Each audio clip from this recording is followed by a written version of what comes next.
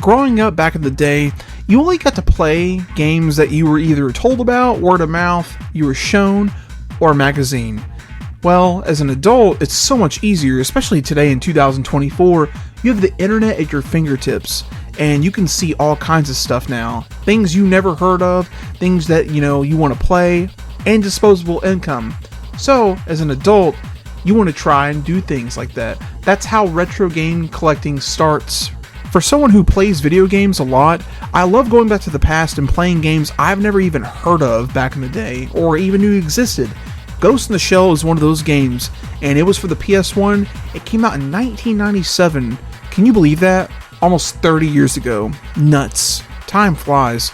But is this game at all worth your time to check out and play? I'm here today to review this game, so sit back, relax, we'll take a look.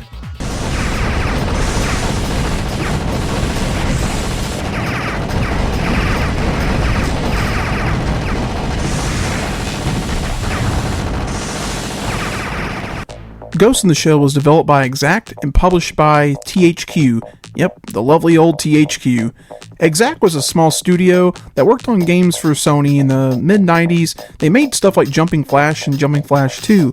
Then eventually they became a studio in Sony called Sugar and Rockets. Then they kind of just got absorbed after that, shortly after, and they pretty much just make games for Sony up to this point. The game, obviously, is based on the popular anime Ghost in the Shell, and it's had movies and shows. It even got a remake with Scarlett Johansson in it, which is kind of cool, I guess. The game's story was actually written by the main guy, Masumune Shiro, who's the author of the original manga, so pretty cool that it's definitely a story of its own, but in game form. You play as this person called the Rookie, which you never actually see what they look like. They're inside this little robot called a Fujikoma, and you play alongside with Kusanagi and the other characters from the anime, and pretty simple. There's a terrorist organization trying to take over everything, and it's your job to go and stop them. It's pretty simple. As you can tell from the gameplay, Ghost in the Shell is a third-person shooter with some small platforming segments here and there. The controls for this game are very simple. The D-pad helps you move. The square button, if you press it, you'll actually fire the machine gun off. If you hold it down, though, on enemies, you'll lock on and you'll shoot a bunch of heat-seeking missiles. X is to do a jump. Circle is to launch your super powerful grenade. It kind of just like breaks everything that's in sight. And then the L1, L2, R1, R2 buttons, they will strafe you and slide you basically in the direction that you're going for on the D-pad. And it very, helps out a lot with trying to navigate through some of these levels. There's roughly about 12 missions in the whole game, so it's not a very long game at all, as a matter of fact. You'll breeze through these levels pretty quickly because of how fast you can actually move. And I'll be honest with you, with the strafing involved, it feels very, very satisfying to just roll around through these levels, zipping through and just shooting around. It's pretty cool. At the end of every single level, you're greeted with a boss that you usually battle, has a health bar at the top of the screen, and you just gotta beat them down and avoid their attacks, so nothing too crazy there. Some of the levels, after you get through, you actually are greeted with a cutscene of anime. That's a nice touch, just to kind of keep the story flowing a little bit. Your interface in the game is you have the health bar at the bottom right corner, and it's kind of like a dial shaped. And then you also have a mini map at the top right corner, and it'll just kind of show you what enemies are nearby or objectives to go do. Sometimes there's an arrow telling you where to go as well on that. The only pickup items that you actually have in this game are to replenish your grenades. You can only have about 3 of those because they're very powerful, and then also health, which you'll find that often, especially in the later levels. You'll definitely need it. The enemies in this game are pretty standard. I mean, they're just kind of big robots that shoot at you, and they're very easy to dodge as long as you dash a lot. There's all kinds of, little robots with cannons and such, and then you have helicopters, and then sometimes robo kind of like trooper dudes. So as far as variety goes, nothing too nuts, but it's still pretty standard. It's not bad.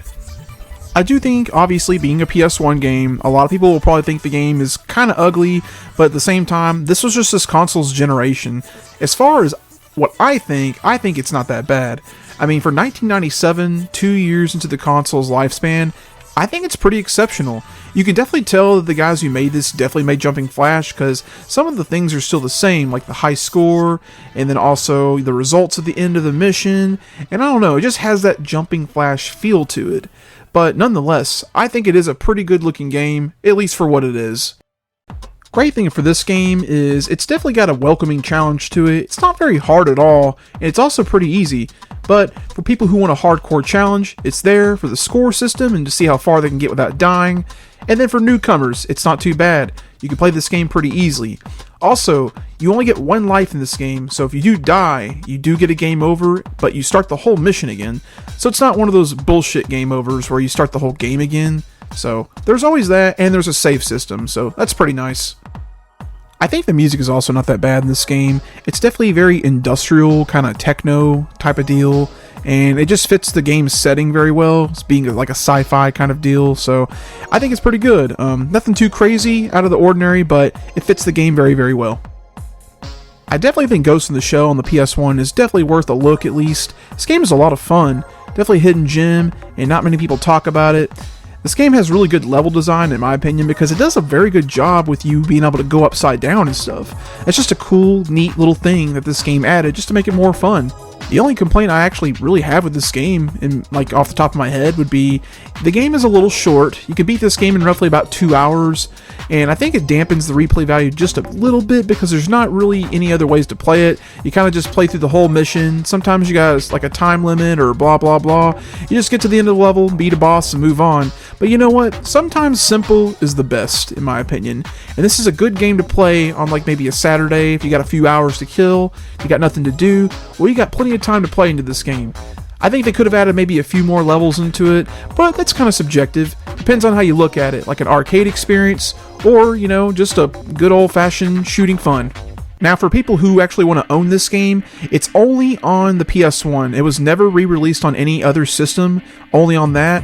Unfortunately, if you want to buy this game goes for well over $100, complete in box, and if you ask me, definitely not worth the price.